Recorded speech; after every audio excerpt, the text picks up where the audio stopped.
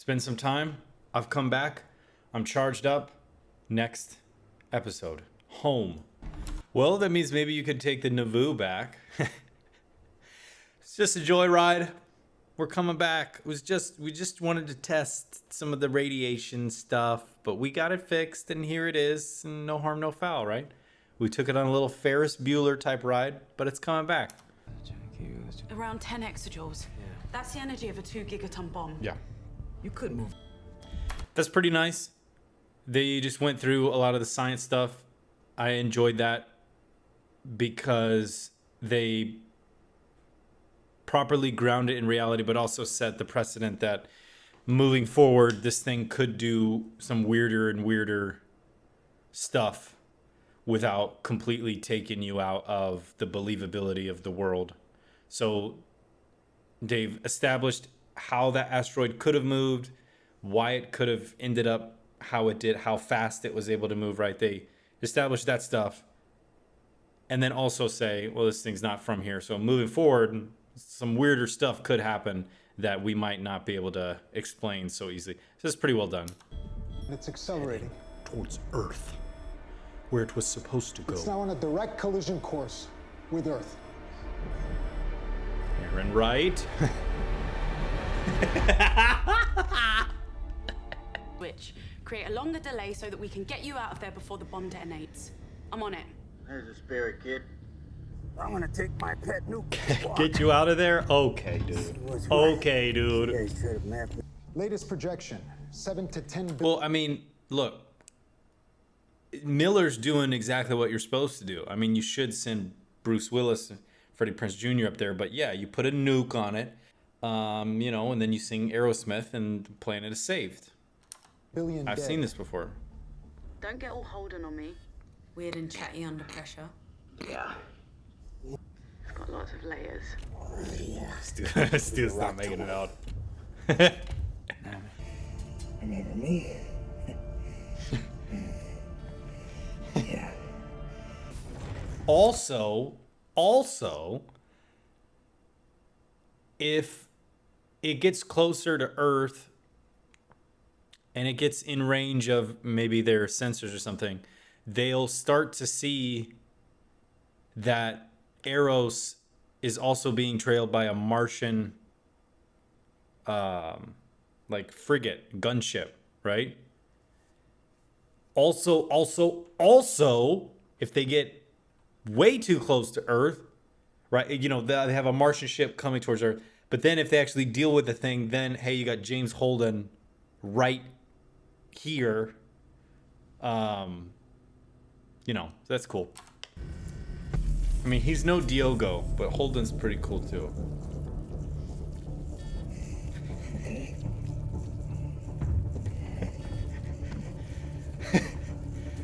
How do you even do that?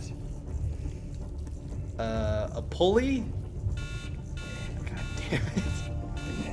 See, you gotta take that other guy, you gotta cut his arm off, you gotta use that rope, tie it around the two handles, put his elbow there, lock it in, put the hand there, then you're good. Then you just gotta worry about making a backpack. You'd see a moment like this. A camelback of nuclear devastation. I get the feeling I'm being watched. That's me. I'm watching you. You're doing great. Well, I meant all the... Yeah, that must be it. Yeah, all this blue stuff, but yeah. Voices. It's the place where he grew up with Simatimba. It's the guy they choked. So what? It's interesting that the two LCD LED screens behind him are still operating when everything else is out of power. It's kind of hard.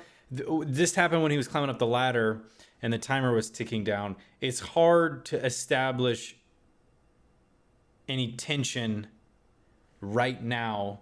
Like when he's climbing up the ladder, you know, okay, there's effectively a 0% chance that he doesn't touch the bomb and stop it from blowing up while he's climbing up the ladder.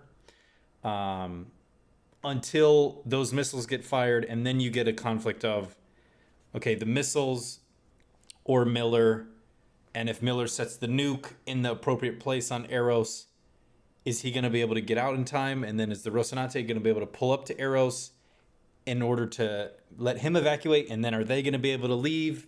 And then if Arrows manages to dodge all the first missiles, right, with some Matrix asteroid type nonsense, does the second wave like hit them or whatever?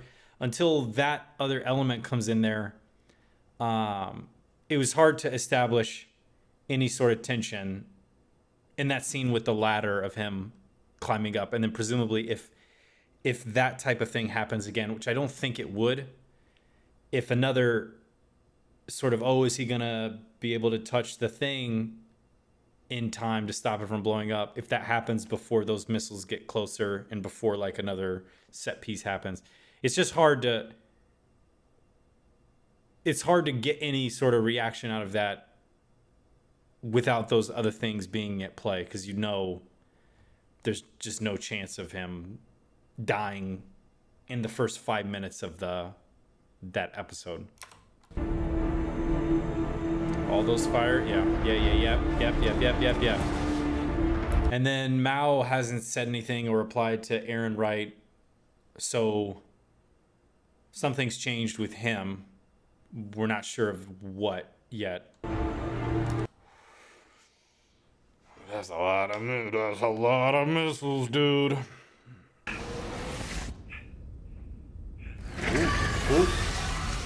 Guys, what's going on out there? What the hell up now? Where's Arrows? I can't What find the it. hell? Holden, We just lost radar lock on Arrows. the whole damn station just... So if Earth's missiles can't see Arrows, then they can't blow it up. Right, so this is formulas for velocity and mass over a XY longitudinal scale study.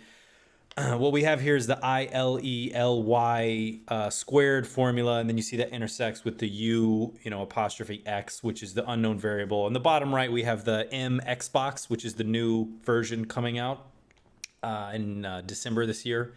And then above that, in the top right, we got the i9NY, which is the new Intel processor coming out. Then you divide that, of course, by the QP squared, which gets you the protomolecule, which we see on the right with the beta sheets.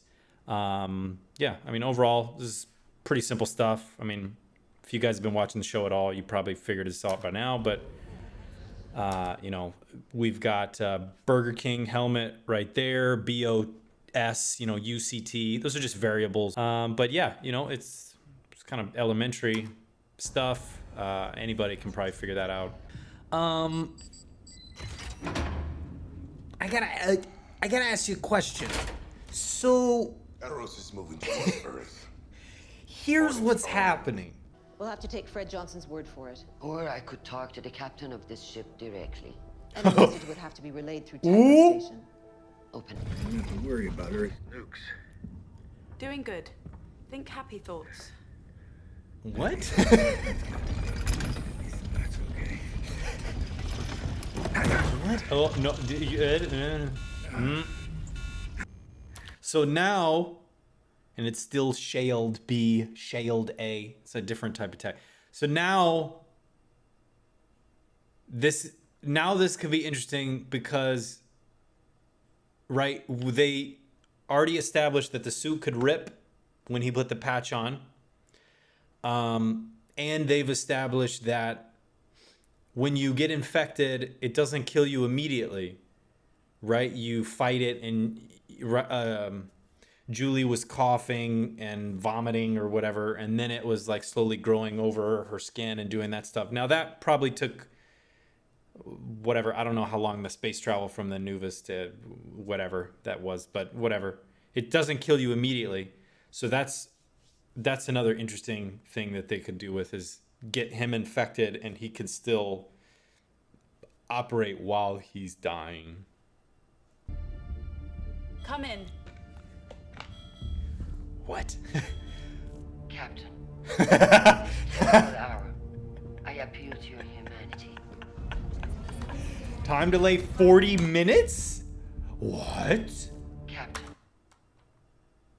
So the time delay thing on his screen was 40 minutes, on their screen is 15 minutes. So they get a message from Earth 40 minutes late, And when they reply, it gets to them 15 minutes late. Okay. Okay. All right. James Holden, captain of the Rocinante. Are you kidding me? It's this dude? No, what? Why? Okay, their plan was to, we're talking post Eros missing the Nauvoo. Miller, you need to get in there to plant the nuke to blow it up from the inside. Miller can get in to the seed crystal, plant the nuke,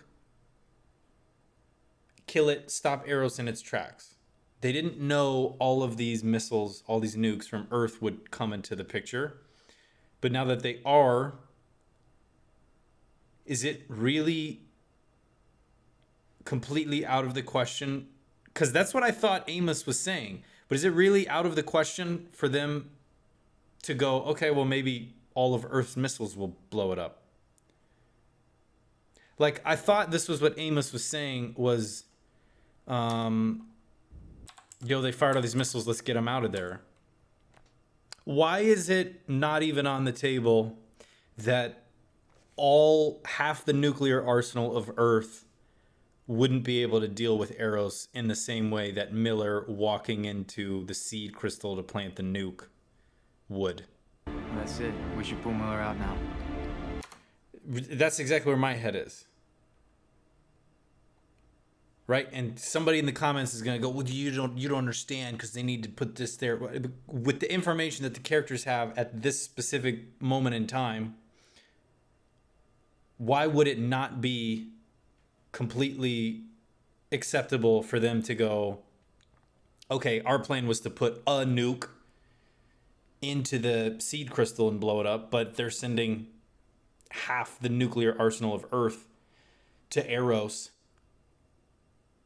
It'll either move it off course or blow it up or send it in different chunks. There's nothing to say if we blow our nuke up in the middle of the seed crystal that it somehow vaporizes all of the protomolecule. You know, now that Eros dodged the Nauvoo, they knew that they couldn't rely on the missiles from Earth. Okay, that's not true because they're coming back to target lock it for them. Otherwise, they just go, no, these missiles aren't going to work. It literally dodged the Nauvoo. We're not even going to waste our time doing this. We got a man on there. We're going to let all these missiles miss so our one man can do that. No, that doesn't make sense.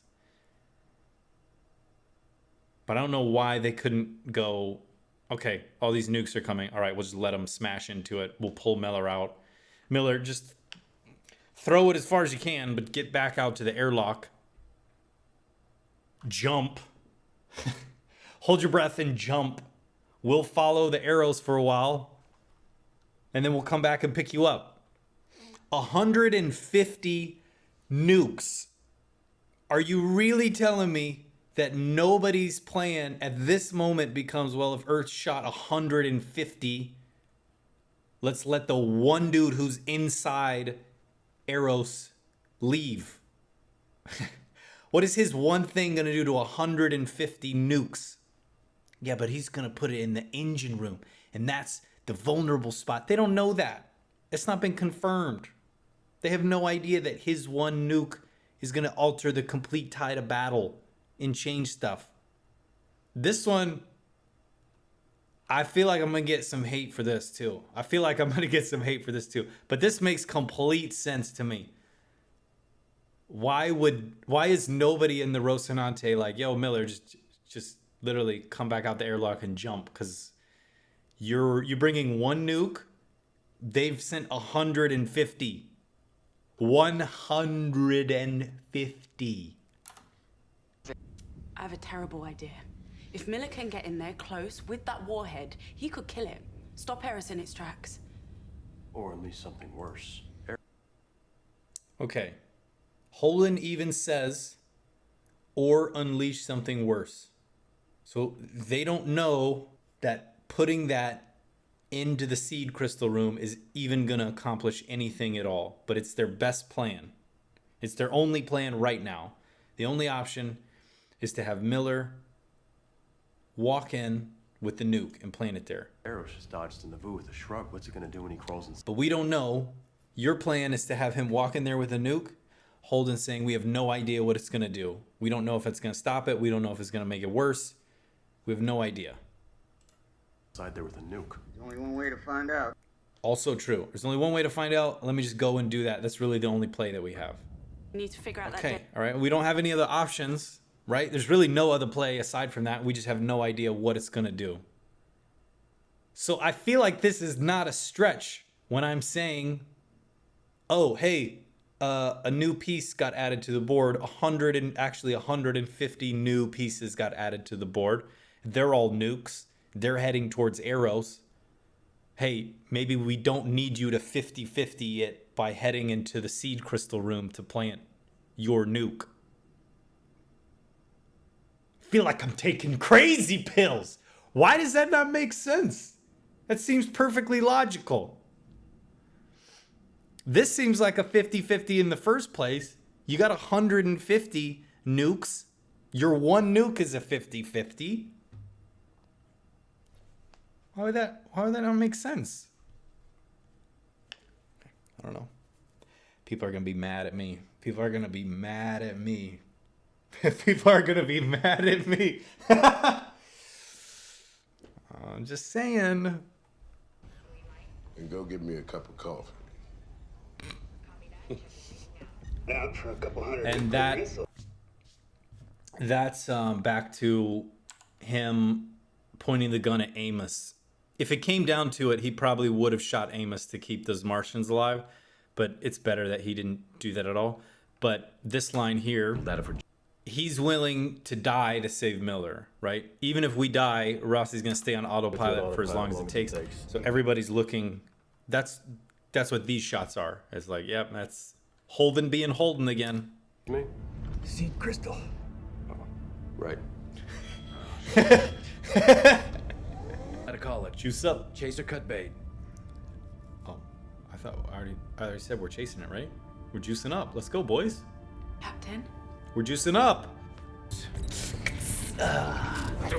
Straight monster. The ship is As they're getting closer towards Earth, it's taking less time to get back and forth. That's kind of nice. I know about Ziggy in your relationship.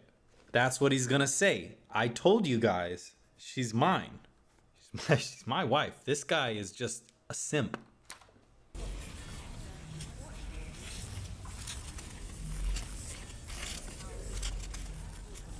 You gotta get close now.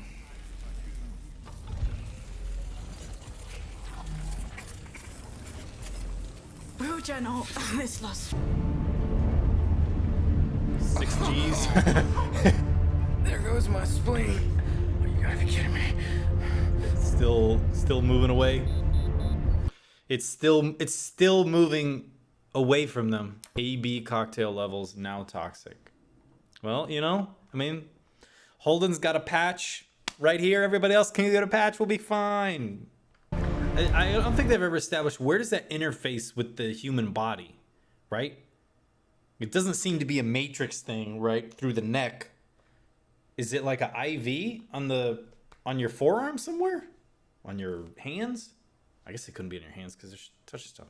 I don't know where that actually interfaces with the human body. Okay, and now they're gaining on it again. That stupid little tire. Take the razor back. All built around Julie. Julie's the first one to get infected. Well, no, that's not true. It was the scientist. The scientist was the first one to get infected. Blue Falcon. Protomolecule infected her. What if? Yeah, the scientist was the first, and all the people on the Anubis got infected. So Julie was like the fifth? Fifth? Use the seed crystal.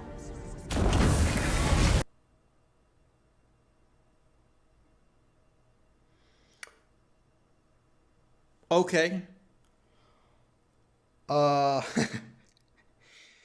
Okay. I thought he was going to say it infected her, but she infected it because she had cancer. And she got it from helping some people, right? That one dude where he found the photo of her, he's like, yeah, she was breathing what the other people were breathing, and now she has to take cancer meds for the rest of her life. And I was like, oh, yeah, that'd be cool. That's not it. Okay, but Julie is the brain of the protomolecule at this point, well, at least presumably at this point. And she thinks she's on the Razorback heading towards Earth, which would explain why it's moving towards Earth.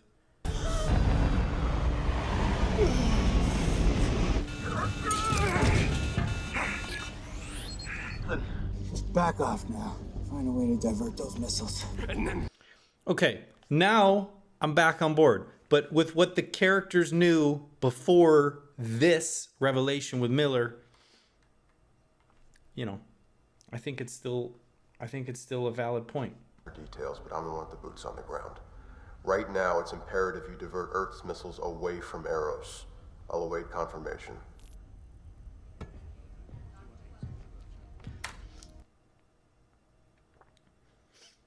Eros is alive. It knows we're attacking it. You have to divert the missile so it doesn't defend itself.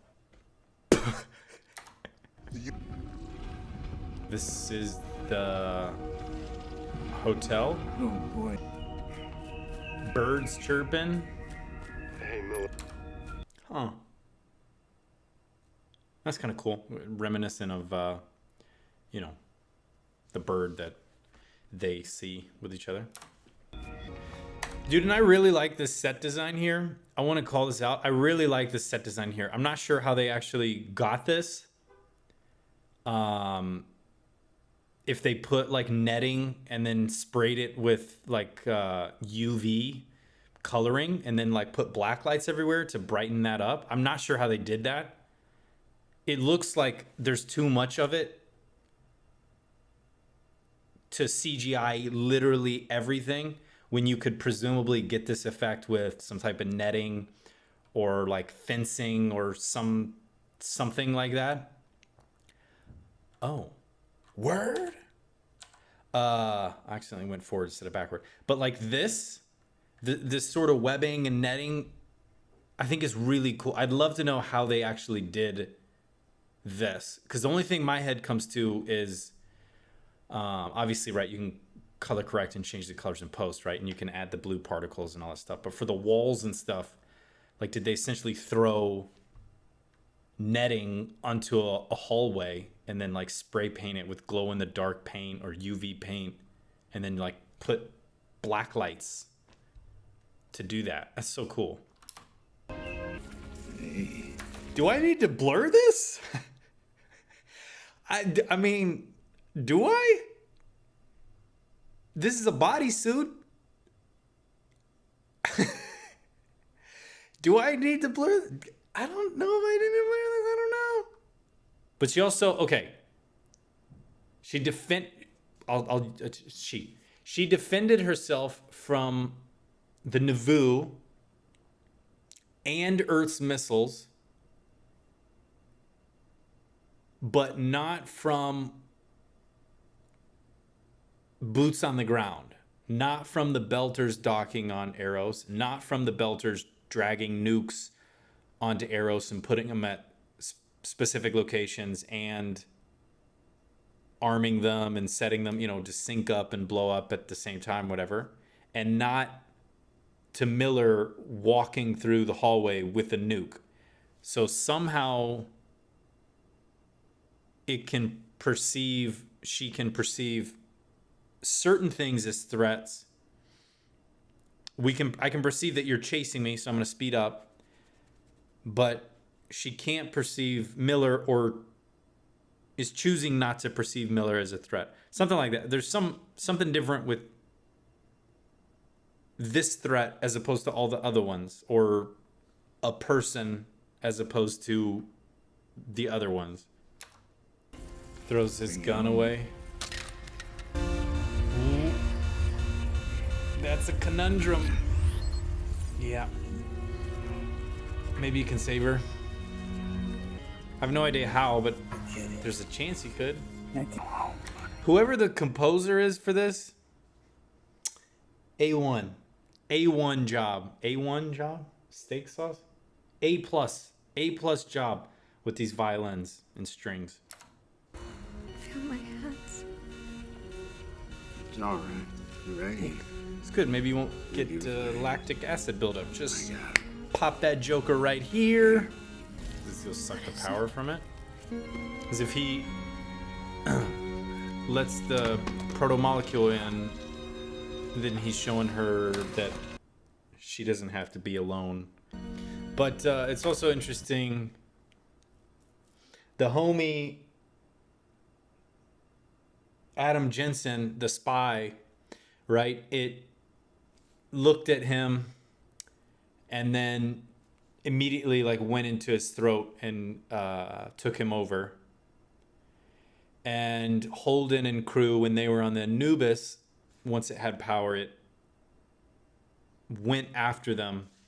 But again, for some reason, maybe she kind of knows, right? She had a vision of Miller right before she got completely taken over. It doesn't appear like any of the proto-molecule stuff has like made its way in him or anything like that. So that's kind of cool. Like a little symbiotic, or she recognizes that he's a friend to her, so she has some control over the hive. This is a great job. Great scene. Great music. Great directing. This scene. Great music. Great directing. Whoever does the animation and CG for her hair is really good. I mean, you know, it's this was 5 years ago, whatever. It was really good. The set design, I think, is amazing for this thing. I think the acting between those two characters was really good. Found it very believable. I feel the need to say something because there's a long period of time where I was just, I was just doing this. What? But yeah, I really like this. I really like this. He's getting his tattoo. See? Diogo's got it figured out. Diogo's got it figured out. Look at that. Look at that. All these weirdos looking like this and getting their tattoos done like this. Diogo's got it figured out. Just look straight when they do the tattoo, and then it'll be lined up here. It's not gonna be offset. Course to Venus. Thanks for that coffee.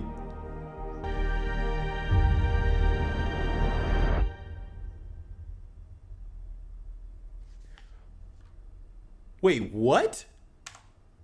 Young Sematimba? What? Young Sematimba? Was it maybe a voice? What? Somebody who's watched the show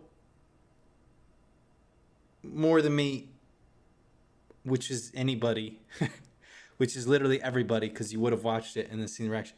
Somebody, where is this guy? Where's young Sematimba? Is this a voice that he hears on Eros? Or does he actually see like an outline of somebody? Okay.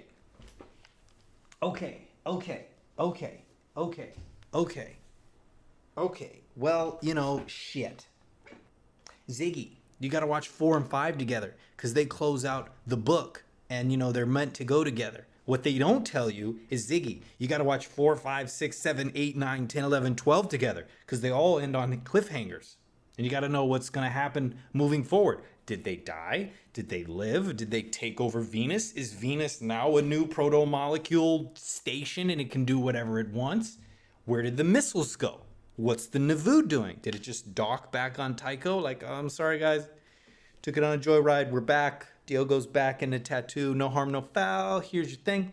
What happens to Fred Johnson? Where did Mao go? Where's the knife? Okay. I like that my wife didn't leave. I like that Oberon stayed with her. I like that it even sort of hints to the fact that everybody else left except for her, because I think that also plays into her as a character. She really does fight for Earth. She doesn't fight for herself. She doesn't fight to gain power. I mean, you got to gain power to play the game, but she's not fighting to gain power or to rule or to create a protomolecule or whatever. Her goal is truly Earth and its people. And I think that's a nice way to show that by having everybody else leave, but for her to stay there. I really liked the dialogue. I just really liked that scene between Julie and Miller. I liked how they met. I liked what happened. I basically like everything on Arrows. I thought that was just so cool. To me, it doesn't make sense why, okay, our plan was to put the nuke into the seed crystal, and Naomi says we can do that there and possibly destroy it, and Holden's like, we have no idea what it's going to do, so it's 50-50. I'm just throwing a number there to represent both sides. It's a 50-50. We don't know what that's going to do, but this is the only play with Miller moving that in there. Then you have Earth shooting 150 nukes. And Amos says, okay, well, it's time to get Miller out there. And I'm thinking literally like, yeah, okay, it's time to go. You don't need to be there anymore. So that's confused. That's, why didn't anybody think of that thing? But I'm also the guy who's like, I don't understand why Miller even needed to be there. I mean, I get why Miller had to be there, right? But also, hey, there's a dead dude in the airlock. You probably could have moved him, put his hand there, right? But I'm not on Arrows. I'm not on the ship. I don't know. And then what happened to Arrows and what happened to Venus? Is Venus... What happens when a protomolecule ship impacts with a planet?